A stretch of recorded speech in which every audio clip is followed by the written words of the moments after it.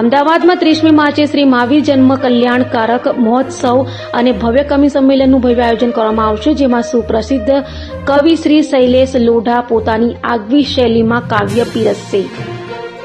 ભારત વર્ષીય તીર્થક્ષેત્ર કમિટી ગુજરાત દ્વારા આગામી 30 માર્ચ 2026ના રોજ અમદાવાદના આંગણે શ્રી મહાવીર જન્મ કલ્યાણકારક મહોત્સવની અત્યંત ભવ્ય અને દિવ્ય ઉજવણી કરવામાં આવનાર છે. આ અંગે અધ્યક્ષ પારસ જૈન બજ, ઉપાધ્યક્ષ રાજેશભાઈ શાહ, મહામંત્રી ઋષભકુમાર જૈન, સંયોજક નરેશભાઈ શાહ તેમજ રતનભાઈ પાટીલ ઉપસ્થિત રહી મહોત્સવની રૂપરેખા આપી હતી. આ પ્રસંગે શિરોમણી સંરક્ષક સૌભાગ મનજી કટારિયા પણ ઉપસ્થિત રહ્યા હતા. આ મહોત્સવ 30 માર્ચના રોજ સાંજે 7 કલાકે જીએમડીસી ગ્રાઉન્ડ નવરંગપુરા ખાતે આવેલા કુંડલપુર નગરી ઓડિટોરિયમ હોલમાં યોજાશે. મહોત્સવનું મુખ્ય આકર્ષણ તરીકે ભારતની શાન અને સુપ્રસિદ્ધ કવિ શૈલેષ લોઢા પોતાની આગવી શૈલીમાં કાવ્ય પીરસશે, જેમની સાથે હાસ્ય કવિ ગોવિંદ રાઠી અને આંતરરાષ્ટ્રીય હાસ્ય કવિ ચેતન ચર્ચિત પણ મંચ ગજાવશે. આ ઉપરાંત પ્રખ્યાત સંગીતકારક વૈભવ બાગમાર દ્વારા ભક્તિમય જૈન કોન્સર્ટ રજૂ કરવામાં આવશે. આ ધાર્મિક મહોત્સવમાં મહારાજા સિદ્ધાર્થ અને માતા ત્રિશલાના વૈભવશાળી રાત દરબારની ઝાંખી સાથે 24 સામ્રાજ્યોની મહારાજા મહારાણીઓનું આગમન અત્યંત આકર્ષક બની રહેશે.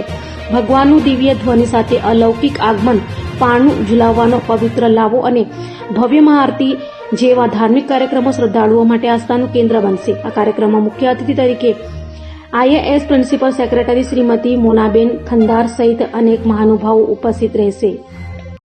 ઋષભકુમાર જૈન, પ્રેસિડેન્ટ સ્વર્ણિમ સ્ટાર્ટઅપ યુનિવર્સિટી ગાંધીનગર અને મહામંત્રી તીર્થક્ષેત્ર કમિટી ગુજરાત અંચલના. આ ભગવાન મહાવીરનો જન કલ્યાણક મહોત્સવ છે, જે એક વિશેષ આયોજન માટે કરવામાં આવ્યો છે, વિશેષ ઉદ્દેશ માટે છે. ભગવાનનો જન્મોત્સવ તો મનાવીએ છીએ, પણ ભારતમાં અને દેશમાં શાંતિને ઉજવાય એના માટેનો વિશેષ કાર્યક્રમ છે, જેમાં મંત્રોચ્ચારને એક એવી ભાવના કરવામાં આવશે કે જેનાથી આ ભગવાન મહાવીરનો આશીર્વાદ સૌને મળે અને સૌ શાંતિ થાય એના માટેનો પ્રયાસ કરવામાં આવશે. કાર્યક્રમમાં અમદાવાદના લગભગ 5000થી વધારે ભક્તો ઉભા આવશે. 25 મહારાજા આવશે, અલગ અલગ દેશના આઈએસ ઓફિસરો, સરકારી એમએલએ કૌશિકભાઈ જૈન આવવાના છે, એમની સાથે બીજા બી એમએલએ આવશે અને ખાસ કરીને જેટલો બી ધાર્મિક વર્ગ છે, જે સામાજિક અને દ્રષ્ટિથી કે ઉદ્યોગ દ્રષ્ટિથી, એ લોકો બધા ઉપસ્થિત રહેવાના છે.